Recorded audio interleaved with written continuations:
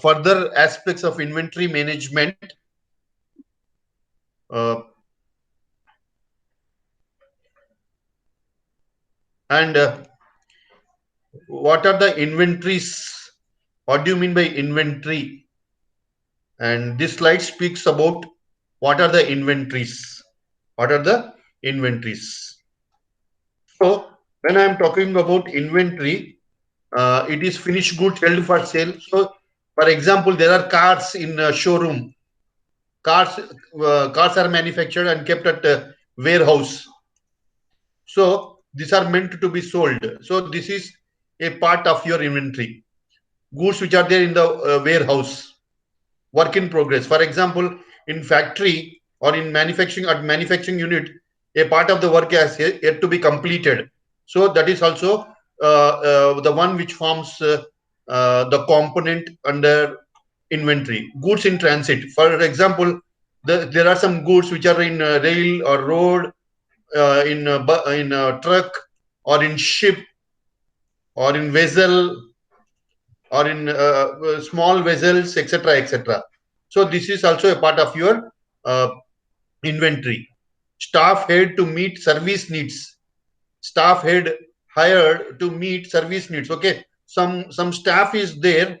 Some staff is there, and their primary duty is to service the customer's calls, to reach the customer calls and address the calls of the customer.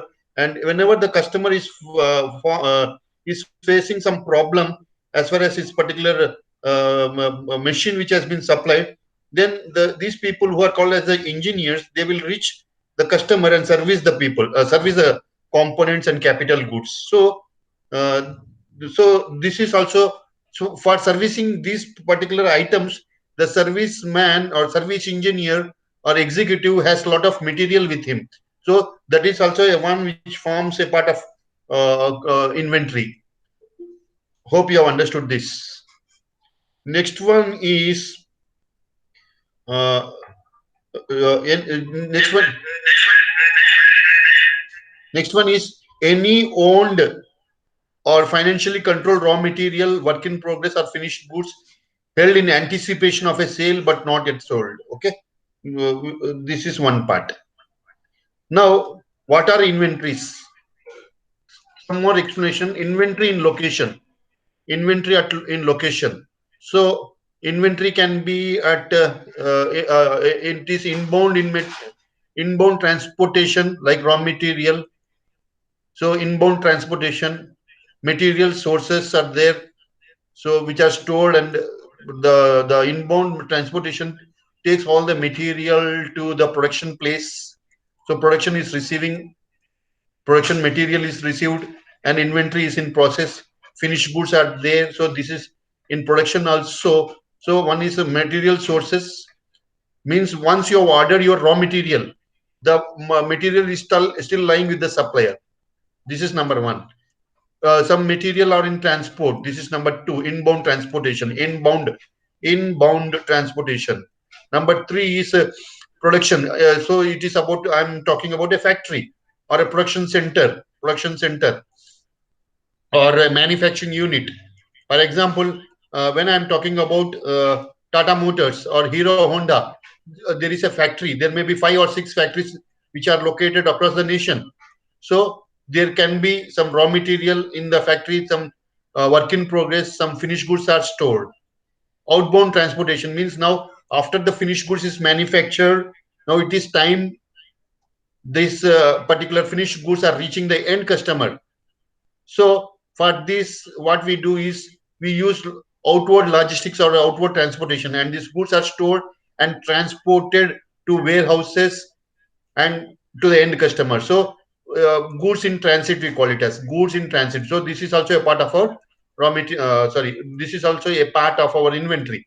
Now goods which are there in warehousing, so that is also goods. So one, two, three, four, five, and goods which are at the retailer, at the wholesaler, at the dealer, and which is there with the customer also. Now, why reasons for the inventory? So we are today talking about inventory management. Now, reasons for inventory.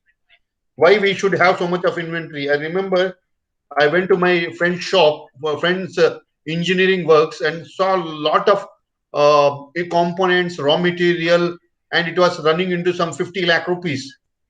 50 lakh rupees. So why this? I told him, why you maintain such a huge amount of inventory in your factory? So these were the reasons which I got to hear from the friend, stating that why he's supposed to maintain such a scale of inventory. So the first reason is improve customer service. So whenever service is, whenever there is a service call from the customer, you should be able to reach the customer and provide them with the inputs and service. And for this to act swiftly and to rectify the problems, you should have goods or inventory with you. Then only you will be able to solve the problem. Else you will not be able to solve the problem. For example, uh, a laptop. So you have purchased a laptop, and there is the laptop is brand new and it's 1 month old, and now all of a sudden there is a sudden breakdown of a laptop. Maybe there is some problem with the CPU or motherboard. In such a case, you will go to the customer, to the supplier who has supplied it, and the supplier has to address the problem immediately. Else he will not be he is not satisfying the customer. So you should have adequate amount of raw material which are used for servicing this laptop, maybe charger or maybe battery or CPU, so on and so forth. So you should have adequate amount of raw material or inventory to solve the problems of the customer. Encourage production, encourage purchase and transportation. See, this is very important. Encourage production, comma, purchase and transportation of transportation economies. See, these are three words which are combined. Okay, please pay attention. Please pay attention. So, encourage production economies, purchase economies, and transportation economies. Now, what do you mean by production economies? What do you mean by production economies? Number one. Number two, what do you mean by purchase economies? And what do you mean by transportation economies? Now, there is something called as economies of scale. Economies of scale, very important word. As a student of a management or business, you should have a thorough understanding about the meaning of the word economies of scale. Now, economies of scales means you should be able to produce adequate number so that the per cost production or per cost production of a unit is reasonable or optimal. For example, uh, if you are manufacturing one unit, the cost is 1 lakh rupees. So if you are manufacturing 10 units, the cost is some 5 lakh rupees. And if you are manufacturing some 20 units, the total cost is around, for example, uh, 8 lakh rupees. So what is happening, if you observe carefully, this is one unit you have manufactured, the total cost of manufacturing is 1 lakh rupees. Now here you have manufactured 10 units, and the total cost of manufacturing of these 10 units is 5 lakh rupees. So per unit is 50,000 rupees. So previously it was per unit 10,000 rupees. This is now per unit 50,000 rupees when you are manufacturing 10 units. And here even you I'm talking about 20 units are manufactured at 8 lakh rupees. The per cost manufacturing cost is 40,000 rupees. So what has happened, as you increase the production units, the cost per unit decreases. This is a natural phenomenon because of the concept called as fixed cost and variable cost. See, remember that the fixed cost should be observed on a larger number of units, and variable cost, as you keep on increasing the number of units, the variable cost per unit will decrease because of various reasons like bulk purchase, economies of scale, and discount what you receive, etc., etc. In the same way, purchase economies. Now, you know very well that if you are purchasing one unit of a particular product, they will charge some X rupees. Okay. For example, you are going to a picnic with two people. Only two people are going. Then you are booking a ticket, uh, and the expenditure will be some 20,000 rupees. But once you tell to the customer, to the person who is providing this service, that there are 10 people who are going to come for this particular picnic or a tour, then per unit it will be it will be less. So that is the meaning of the word purchase economies. For example, another example is this is what I have and many people across various entities follow. For example, when I order, for example, MRF is bid and Tata Motors is there. Tata Motors is purchasing only one tire, so it will be 10,000 rupees. Now now Tata Motors has given a order for 50 tires, 50 tires. So it will be now 2 lakh rupees. Sorry, just a moment, okay. Here 10,000, it is 10,000 into 8 is equal to 4 lakhs, is equal to 4 lakhs. Now here, when I'm purchasing, when the purchase order is for 100 units, then it will be somewhere around 30 lakhs.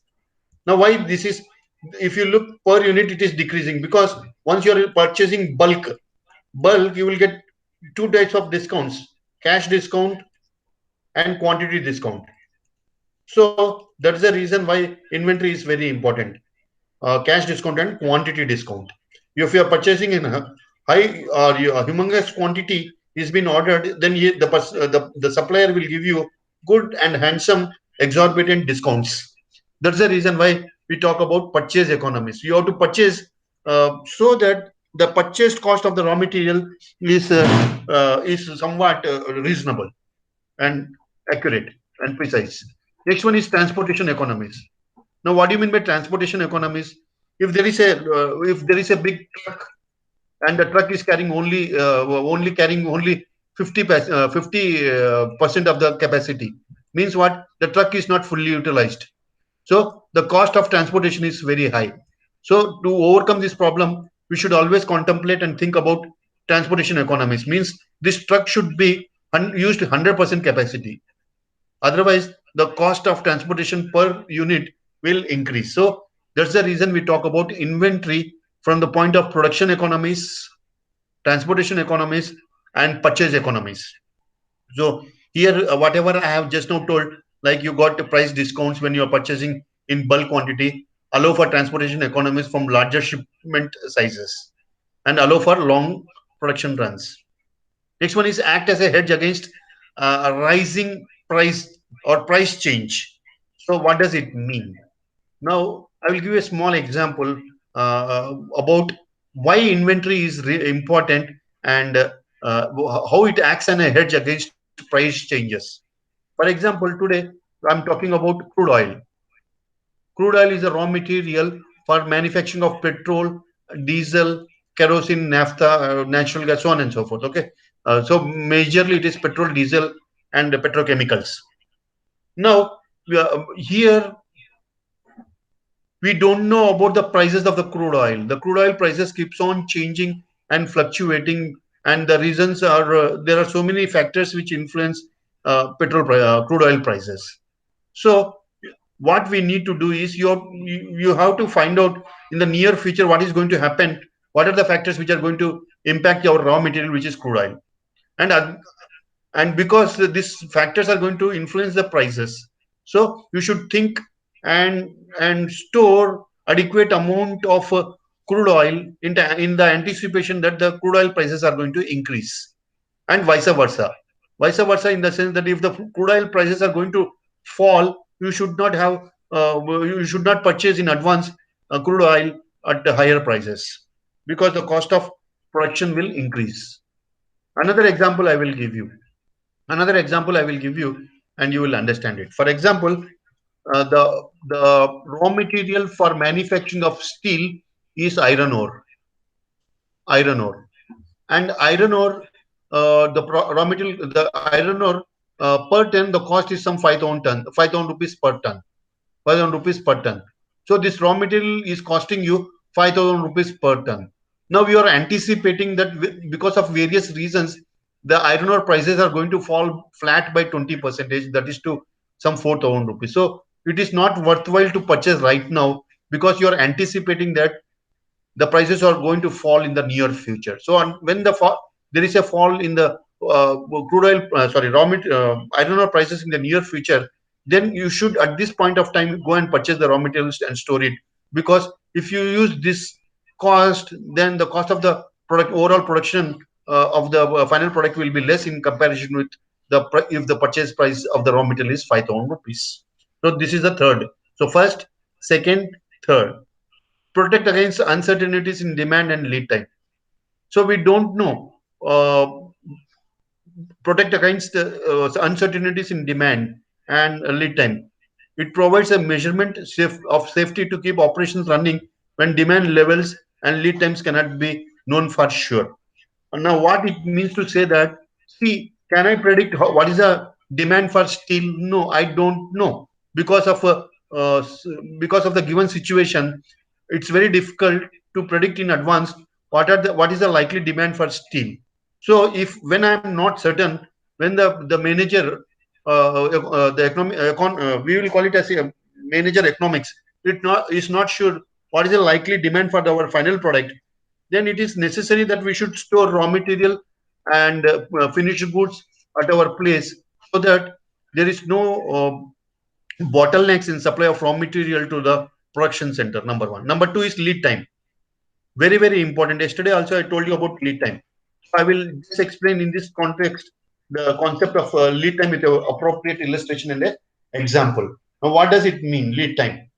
Now, our in India, we manufacture petrol and diesel by import by using raw material, and this raw material, which is called as crude oil, is not available in India because it is very scant in as far as availability is concerned in India, because there is the rich sources of raw material are the Western countries, and in particular I'm talking about countries like Iran. Iran is the country which has rich deposits of crude oil. Now, if there is a sudden outbreak of war between Iran and USA, or Iran and Iraq, or something like that, then Iran will not be in a position to supply the raw material to India, which is crude oil.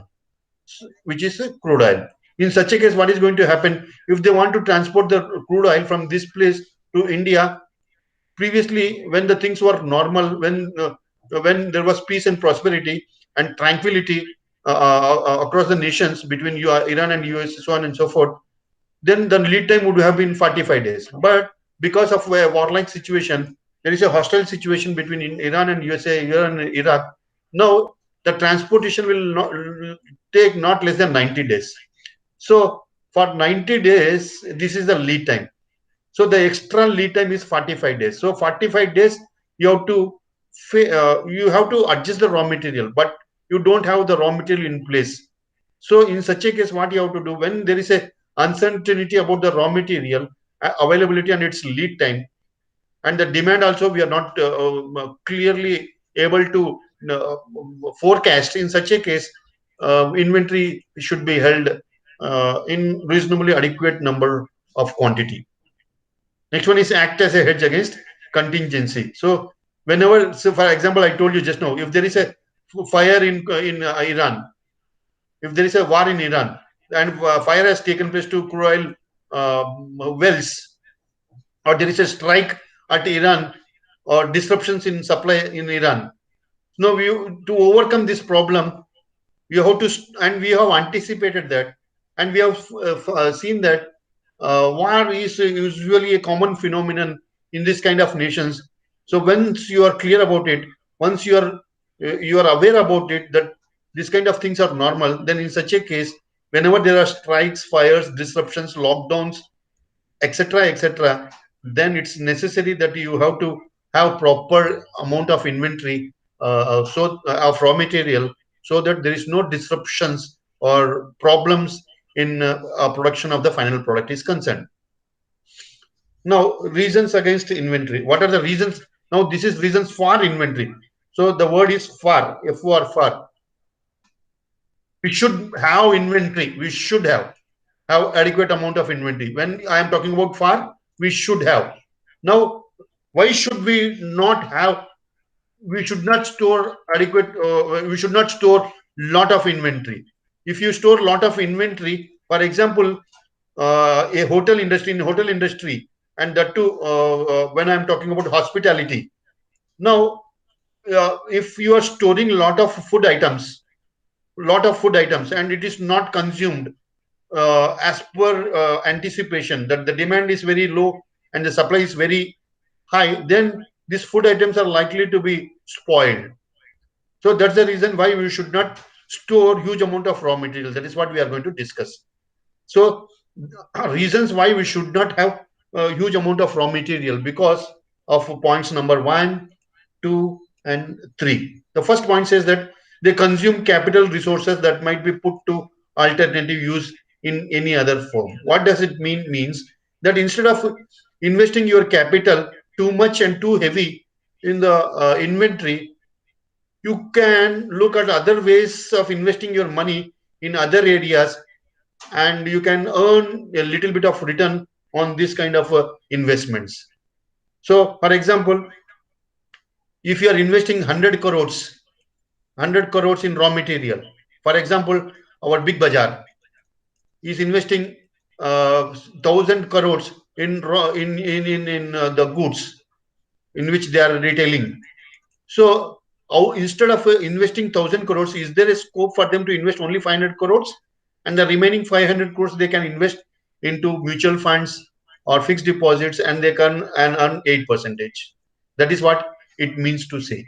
But you have to see that if there is inadequate amount of goods, then there is going to be a disruption, and the availability of the goods is in question, and the customer will not be satisfied. So you have to make a trade off. You have to take a trade off between total amount of investments what you have done in inventory, and the customer need and wants. They too often make they too often mask quality problems that would more immediately be solved without their presence. Next one is they divert management's attention away from carefully planning and control of supply and distribution channels by promoting an insular attitude about the channel management. So at different stages of channel management, the goods are stored. So this is not warranted. This is not, even though this is indispensable, it is not warranted. This is not expected. Now, next one, types of inventories. Types of inventories. I told you the inventories which are in pipeline. For example, in transit, the raw material is in transit. For example, raw material is been imported from China, so they are in inventory. So that is the pipeline inventory. The pipeline inventory. Okay, even so inventory in transit. Speculative inventory. Now, what do you mean by speculative inventory? Speculative inventory means goods purchased in anticipation of price increases. Goods purchased in anticipation of price increases. For example, a company which is manufacturing sugar, it is anticipating that the sugarcane prices are going to increase because there is a shortage of sugarcane due to drought-like situation, or because of a scant rainfall. As there is a scant rainfall and a drought-like situation, and there is a subsequent decline in the production of sugarcane, there is a scope, there is a chance that the sugarcane prices are going to increase.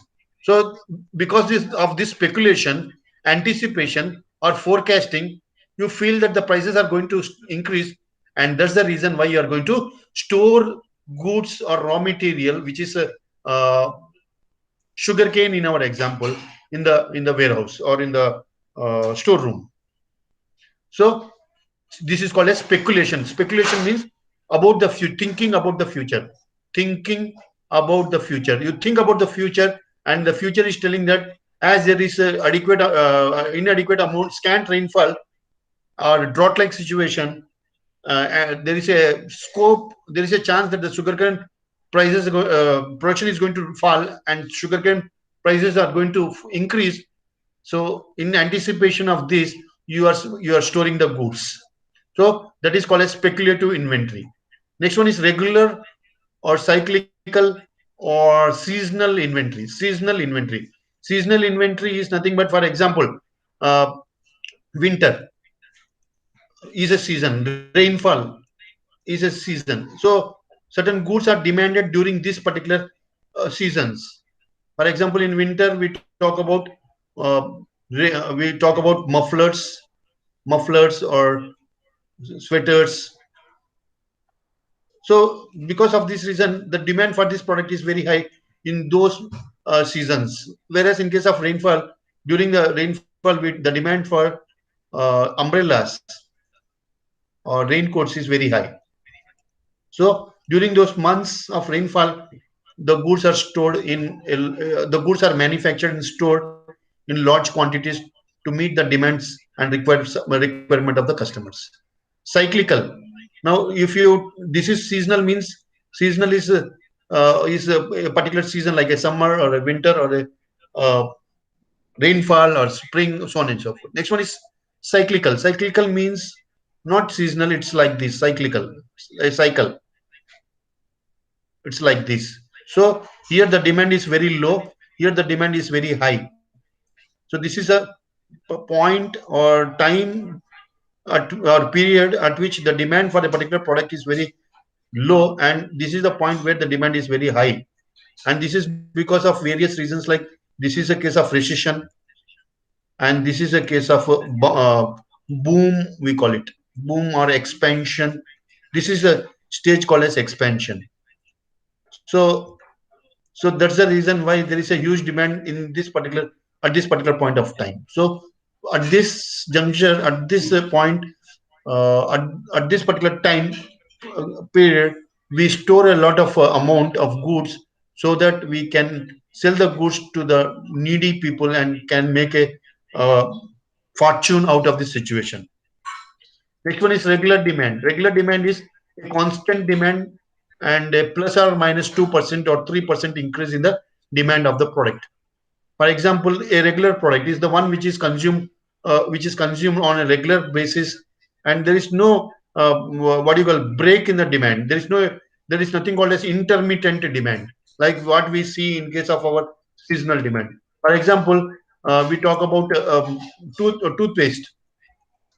Now, will you say that this is a seasonal demand because of winter? I will use no. It is a regular product. This product is regular. So the demand is dependent. We can easily forecast this demand based upon our previous data, and we add 10% to 5% to the existing data to find out what will be the likely demand. For example, last year we sold 1 lakh pieces of Colgate toothpaste. So this year I'm going to add another 5%. So probably I will sell 1,05,000 units. So this is regular demand. Next one is, so we have seen these three. Next one is safety. So yesterday we have spoken about safety stock. Safety stock is dependent upon the is dependent upon three factors.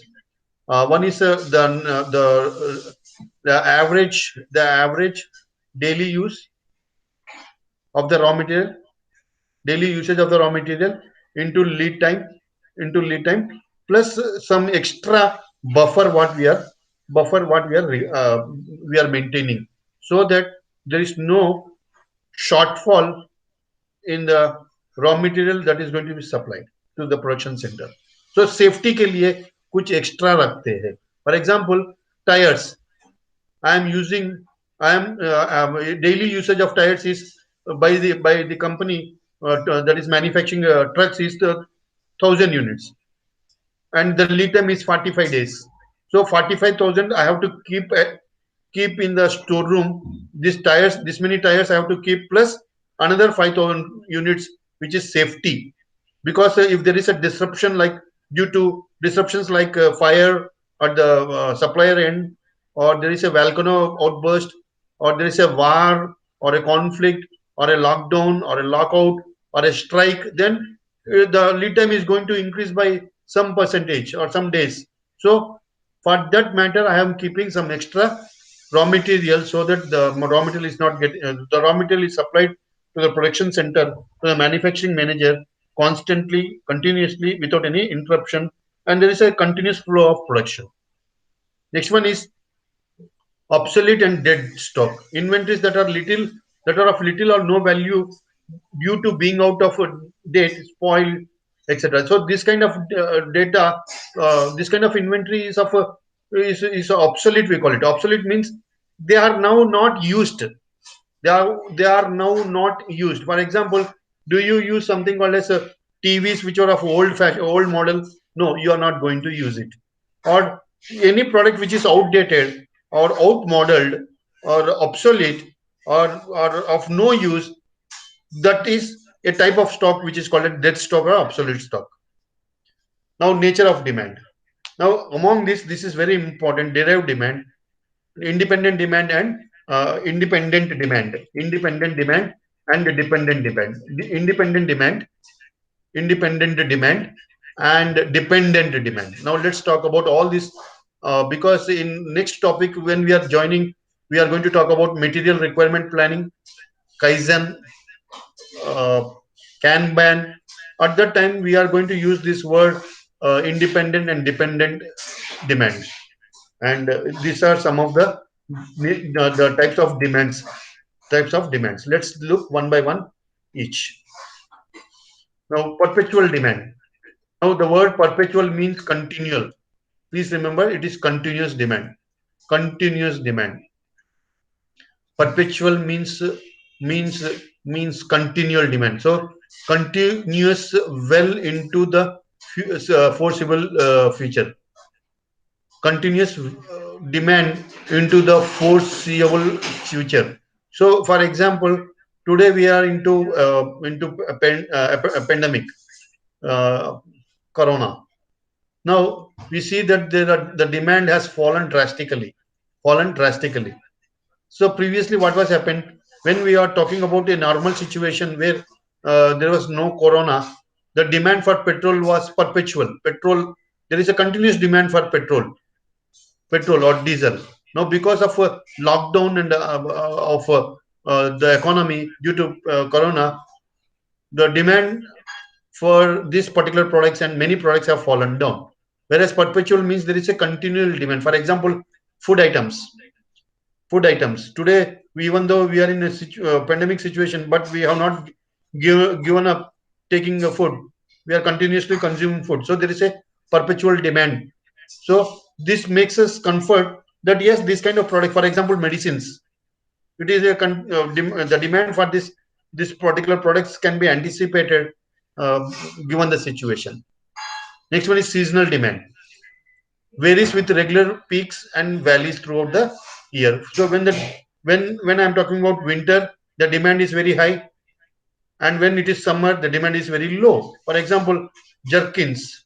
The demand for jerkins in case of winter is very high, but in summer we don't use because it's not conducive. Next one is lumpy demand. So lumpy demand we are going to see. Lumpy demand means there is a variation in the demand because of the number of orders what I am going to place. So we'll be talking about lumpy demand as we move. Next one is regular demand. Regular demand means there is no high variance. So, for example, the demand for a particular product is 5 units. Next day it is also 5 units. Next day it is also 5 units. So there is no variance. There is almost zero variance. So that is called as regular demand. Next one is terminating demand. Demand goes to zero in a foreseeable future. So in the near coming future, I'm seeing that the demand for this particular product is zero. So terminating demand. Next one is derived demand. The demand is derived, the demand from the other product. So this is very important. So derived demand is very important. Derived demand is very important. Let's talk about derived demand and independent demand. Let's talk about derived demand and independent demand. This is also called as dependent demand. This is also called as dependent demand. Let's talk about this. Let's discuss about derived demand. Okay, this is also called as derived dependent dependent demand. So many examples I can give, but let me give at least one, two examples. For example, is there a relationship between petrol and two-wheeler? Yes, there is a huge relationship. Now, When the demand for two-wheeler is very high, the demand for two-wheeler is very high. The demand for petrol is also very high. So the demand of petrol is derived from two-wheeler. Another example I will give you. Let me give one more example. The example goes like this. For example, mobile chargers, mobile and mobile chargers or mobile batteries. What is the relationship? Who is depend whose demand is dependent on whom? The demand for batteries is dependent on the demand of mobiles. So the demand for batteries is dependent on the demand for mobiles. For example, there is a huge demand for mobiles of 50 lakh units in a particular period of time. So for 50 lakh units of mobile, certainly you require at least 50 lakh plus batteries. So if there is a huge demand for mobiles, then certainly there will be a huge demand for batteries also. So this one is called as a derived demand or dependent demand, and mobile is not dependent on this one. Mobile demand is not dependent on this one. This is rather a independent demand. Independent demand. Another example I will give you. Another example. The relationship between a four-wheeler and a tire. Tire and a car. So a car has got at least four tires plus one extra as a safety. So five tires are required. So if there is a huge demand for cars in the economy, for example, 5 lakh units are demanded per month. So certainly the demand for tires also is increasing. So the demand of tires is dependent on car, not that car is dependent on tires. So the demand of tires is dependent on car. This is called as derived demand or dependent demand, and this is called as independent demand. So with this, I hope you have understood. If you still want one more example, I can give you. I will give you one more example. For example, a truck that is called as a lorry in Hindi we call it as a lorry truck and diesel. So if there is a huge demand for truck, certainly if you want to run the truck, you require diesel. So the demand for diesel also increases. So this is called as diesel is the derived demand from truck demand. Another example, if you want. Okay, hope you don't want it. So you have understood, but the major one is this one. Because please remember, when we are talking about material requirement planning, we often use the word derived demand or dependent demand and independent demand. Next one is very important: pull and push inventory. Pull and push inventory. This is a very innovative concept, and certainly it can be asked in your examination.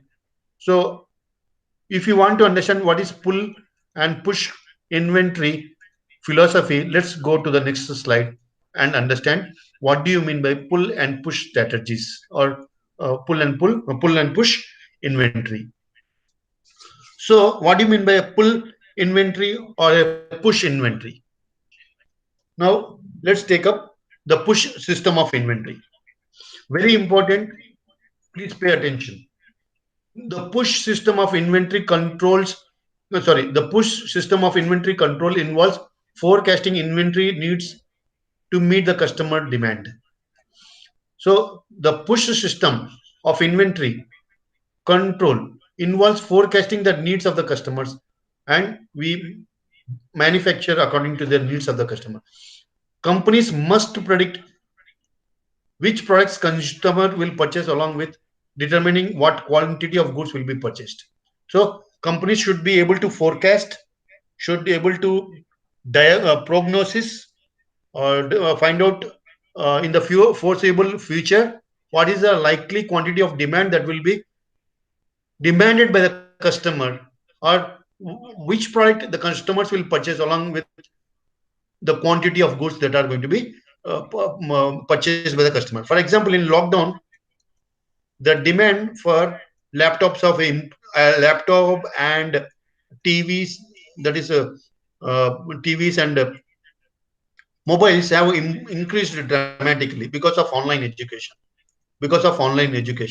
So laptops and mobiles. So are you able to forecast this and manufacture according to the needs of the customer? And have you tried to find out as a customer, manufacturer, what is the likely demand of the customer? So this is very, very important. So in pull and push strategy, in push strategy, we find out what is the likely quantity of goods which are going to be demanded by the customer. Okay, this is point number one.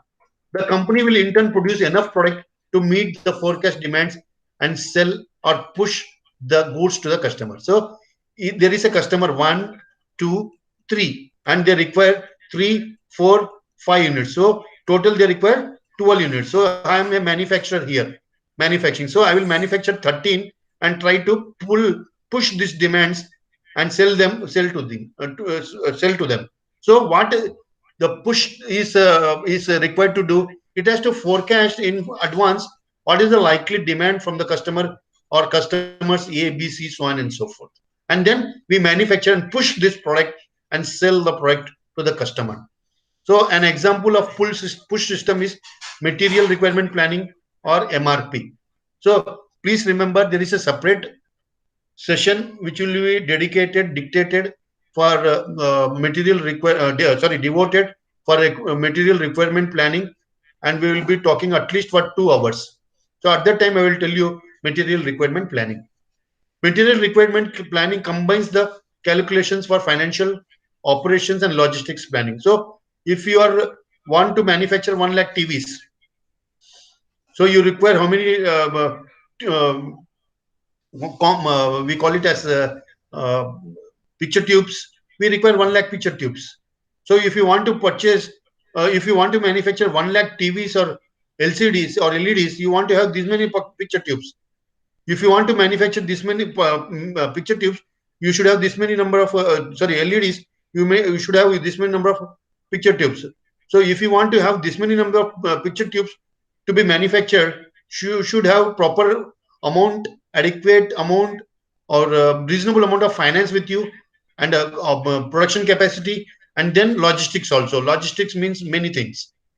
So it is a computer-based information system which controls scheduling and ordering. Means if you are having 1 lakh units to be manufactured, you found out that you are going to have this much of raw material, and then you are going to find out how much raw material is there with you, and the difference 20,000 you are going to order. So the push system is predicting is depending on predicting the needs of the customer or forecasting the needs of the customer.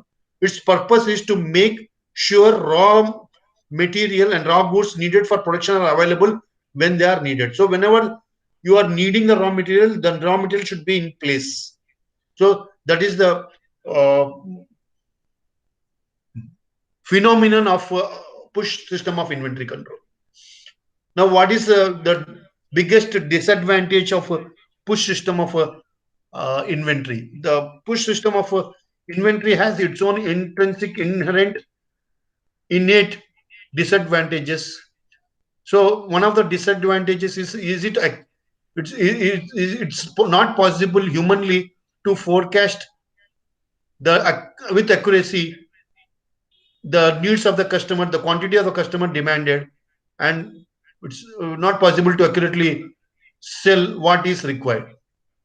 So sometimes you might have predicted 1 lakh units, the demand could have been in actual some 80,000 units. On the contrary, you have anticipated that the demand will be 1 lakh units, but the demand is only 50,000 units. So in either cases, what has happened? You have overproduced. The actual demand was 50,000 and you produced 1 lakh. So is it humanly possible to accurately find out what is the likely demand of this particular product by the customers? No, it's not humanly possible. So there is an element of error, or there is an element of mistake which can take place in predicting it. So sales cannot be predictable. Sales are always unpredictable and vary from year to year. So that is one of the flaw or setbacks of limitations or disadvantages of push system of inventory. Another problem with push system of inventory is that if too much product is left in the inventory, then this is increasing the cost of production and cost of storage. For example, in this case, I produce this much, but the demand is only 50,000. So I have stored 1 lakh units. So the cost of storing, the cost of manufacturing has increased, and even the wastage also has increased, and the cost of capital has increased, and the cost of inventory also has increased. An advantage to the push system is that the company is fairly assured that it will have enough product on hand to complete customer order. So in this case, I have adequate amount of quantity to service the needs of the customer. That is only the one of the benefits of push system of inventory philosophy, and preventing the inability to meet the customer. So whenever the customer comes to approaches us, we are ready to supply. We are in a position to supply because of adequate number of units have been manufactured and they are stored, and we can service the customer and their needs promptly without any problem. Next one is, so we have seen now push system. Now it's time for us to understand what is pull system. Pull system. Let's talk about pull system. The pull system of inventory control begins with the customer's order. Now we are not anticipating what is the likely demand from the customer. We are taking the order from the customer. For example, there are three customers A, B, C. We will approach them and ask them how much quantity you want. I want, sir, five units. I want 100 units. I want 200 units. So in total, I require to manufacture 305 units. So I take an order or call them and take an accurate amount of goods what they are willing to purchase. Whereas in case of push system, I'm not asking them. I'm trying to forecast what can be the likely demand from these customers. So there is a huge difference between pull system and push system of inventory control. The pull inventory system begins with the customer's order. With this strategy, company only manufactures that many number of units to fulfill the customer's need or the customer's order. So customer ordered 305 only. So I will manufacture this much only and not more than that. So one advantage to the system is that there will be no excess inventory that needs to be stored, thus reducing inventory levels and cost of carrying. So what is happening? I'm manufacturing exactly 305 units or plus another 5 units. So the chance or the scope for wastage is very less, or overproduction is very less, and the amount of inventory lying idle in the storeroom is very less, and the cost of carrying and the ordering cost will decrease. So an example of full inventory system is just in time. Just in time, whenever you require the raw material, you order, and the order is taken care by the well established network of suppliers. So JIT, just in time, also is a very important concept. The goal is to keep the inventory levels. So what is a philosophy? What is a need for pull system? The one of the needs of pull system is, the goal is to keep inventory levels at the low, absolutely low, by only having enough inventory, not more or less, but to just meet the customer's need. The just in time system eliminates waste by reducing the amount of storage. So here you need not have extra space for storage, because the moment you are manufacturing the goods, it is immediately supplied to the customer, and there is no scope for storing them, because the customer is in dire requirement of the goods, and as promised, we are going to supply on the set dates at the earliest. So this is about uh, push system and pull system, and we have seen what is a pull, what is push, what is just in time, and other aspects. So this particular slide I will ignore.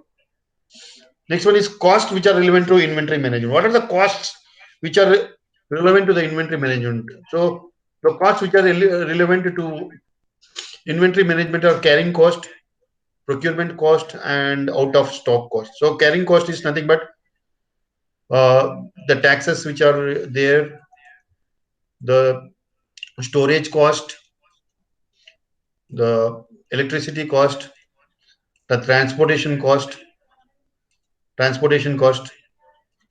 uh, insurance of the freight,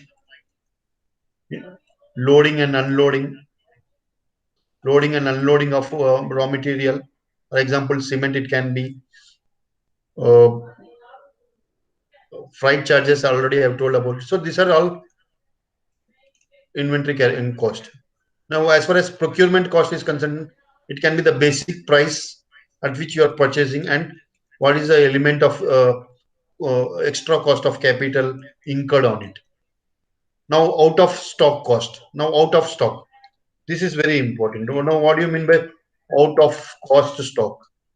The out of cost stock means if the customer is coming to the supplier and the supplier is not able to uh, fulfill the demands of the customer is a dejected customer, and this is happened because of out of stock. For example, you go to a showroom of Hero Honda and you ask for a particular brand of Hero Honda two wheeler, and that brand is not available with the customer, with the dealer. It means he is running short of stock. He's out of stock, and because of this, what has happened? This customer, Mr. X, will go to the nearest competitor, maybe TVS or Bajaj. Now this has happened because you are running short of stock. You are out of stock, and you are losing a customer. So these are the costs which are relevant to inventory management. So let's look one by one. So one is carrying cost. I told you about carrying cost, procurement cost, and out of cost, out of stock cost. Sorry. So procurement cost. So procurement. For example, procurement cost means, for example, if a company wants to purchase, for example, Vijay Sales wants to purchase 10,000 laptops. So what are the costs which are incurred for procuring this 1 lakh laptops? So 10,000 laptops into, for example, 50,000 rupees each laptop. So it will be around 50 lakhs, 5 crores, 50 crores, the price. Next, you have to add all the taxes, etc. So this is number one, the price, the cost, the cost price. Number one is, two is preparing the order. So you have to place an order. So for example, 50 crores ke upar some 2 lakh rupees is the order cost. Order cost of transmission means transportation cost, and other allied expenditures. Cost of production setup, cost of material handling. Now the laptops have come to the showroom. Now you have to handle them properly and properly place it in the showroom. So these are all the expenses incurred for procurement. So I will tell procurement cost. Some of the costs overlap with carrying cost also. Now carrying cost, already I spoke about this. Cost of holding the inventory over time. आपको अगर inventory को hold करके रखना है 10 दिन 15 दिन 20 दिन, so many costs are there. For example, space, rent, salaries, inventory cost of capital, because you have taken loan from the bank for purchasing this inventory, and you are charged some 20% or 12% rate of interest. So if you are storing it for 300 crores of raw material for 1 month for 12, at 12% rate of interest, so you have to pay 3 crores for the whole month because it is 10 something. The calculations goes like this. So out of stock, if you run short of stocks, or if you don't have adequate models to be displayed, and the customer is not happy with the number of units what you're showing to him or displaying in the dealer showroom, then there is a out of stock which is taking place, and you are going to lose a customer. So lost sales cost, because it will you lost the sales, and for example you lost some 50 lakhs order because you are not having that product in your showroom. So 50 lakhs, and the profit is some anticipated profit or net profit margin is some 20%, means you lost 10 lakh rupees. So out of stock cost is one amount of one thing which what you have lost is profit. Future profit foregone through loss of goodwill. Now this customer is he will not come back to you, because once you lost a customer, you lost a customer forever. So future profits from this person also has been lost because of goodwill. Goodwill in the sense that there is a every probability the customer thinks that yes, this guy is not having adequate number of models, let's not go to him. So this may take place in future also. Future purchases from you are going to be lost. Back order cost.